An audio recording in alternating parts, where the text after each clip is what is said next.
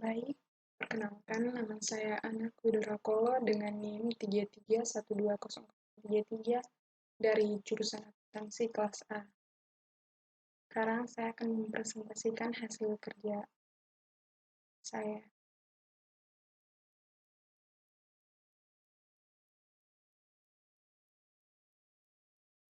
Materi ini tentang teori perencanaan publik. Pengertian teori perencanaan publik sendiri ialah perencanaan secara konvensional didefinisikan sebagai kegiatan yang dilakukan untuk masa mendatang yang lebih baik dengan memperhatikan keadaan sekarang maupun sebelumnya. Inti dari perencanaan adalah bagaimana mengantisipasi masa depan berdasarkan tujuan yang ditetapkan. Perencanaan dibedakan menjadi dua, yaitu perencanaan sektoral dan perencanaan nasional atau regional. Fungsi dari perencanaan.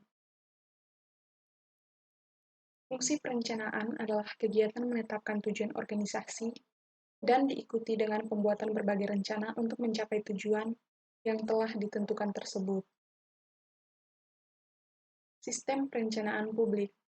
Ada dua jenis rencana, yaitu yang pertama, rencana strategik yang disusun untuk mencapai tujuan umum organisasi, yaitu pelaksanaan misi organisasi, dan yang kedua, rencana operasional yang merupakan rincian tentang bagaimana rencana strategik dilaksanakan.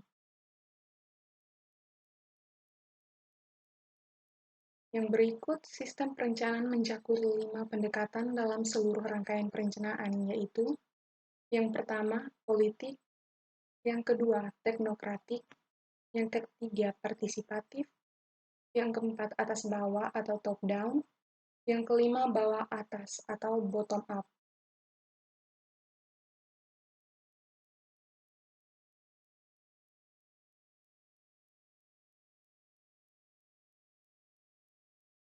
Kemudian, perencanaan pembangunan terdiri dari 4 tahapan, yakni yang pertama, penyusunan rencana, yang kedua, penetapan rencana, yang ketiga, pengendalian pelaksana rencana, yang keempat, evaluasi pelaksana rencana. Siklus perencanaan publik. Dalam mencapai perencanaan yang efektif, ada banyak hal yang sering menjadi kalangan seperti yang pertama, kegagalan manajemen dalam memahami sistem yang diterapkan di sekitar area organisasi. Yang kedua, kurangnya dukungan manajemen terhadap sistem perencanaan, pimpinan kurang mendukung serta berperan dalam segala kegiatan. Yang ketiga, kegagalan memahami peran penting perencanaan dalam proses manajemen. Yang berikut, teknik perencanaan publik.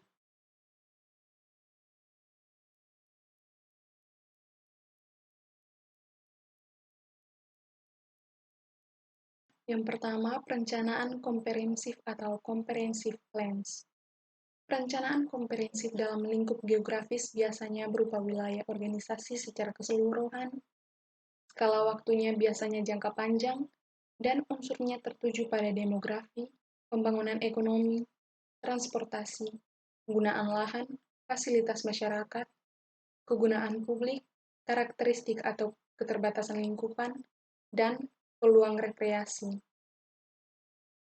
Yang kedua, perencanaan sistem atau system plans. Perencanaan sistem mengukur kebijakan dan program untuk jaringan kerja khusus dari fasilitas masyarakat, seperti sistem pembuangan limbah. Yang ketiga, perencanaan di tingkat daerah atau district plans, area perencanaan.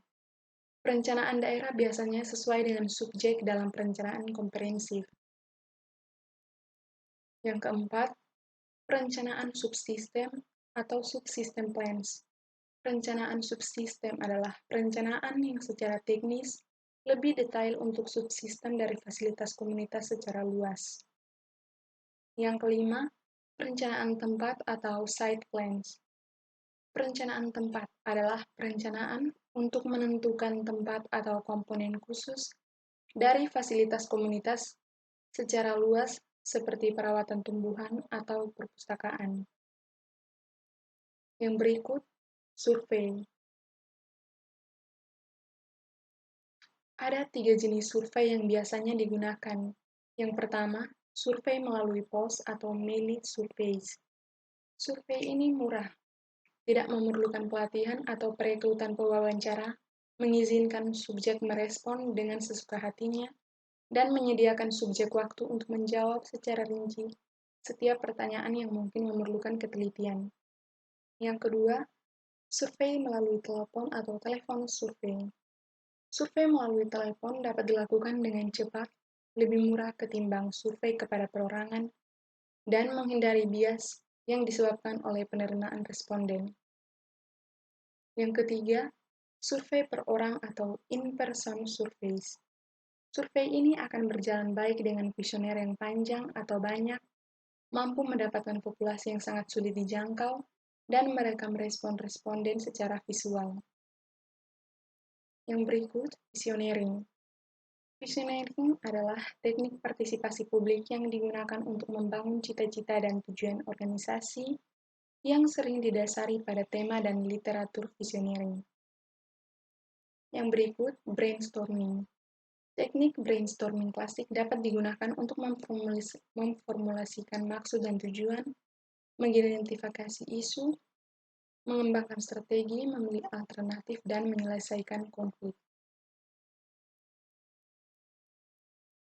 Teknik ini secara garis besar berjalan sebagai berikut. Yang pertama, pertanyaan dibuat dan diajukan kepada kelompok.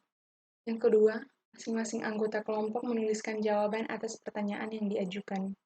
Yang ketiga, masing-masing anggota kelompok membaca jawabannya. Pengulangan jawaban diperbolehkan, namun diskusi tidak diperkenankan dalam hal ini. Yang keempat, masing-masing anggota kelompok mendiskusikan jawaban kelompok secara bergiliran. Yang kelima, jawaban kelompok dihasilkan. Ya, sekian dan terima kasih. Mungkin itu saja dari presentasi saya.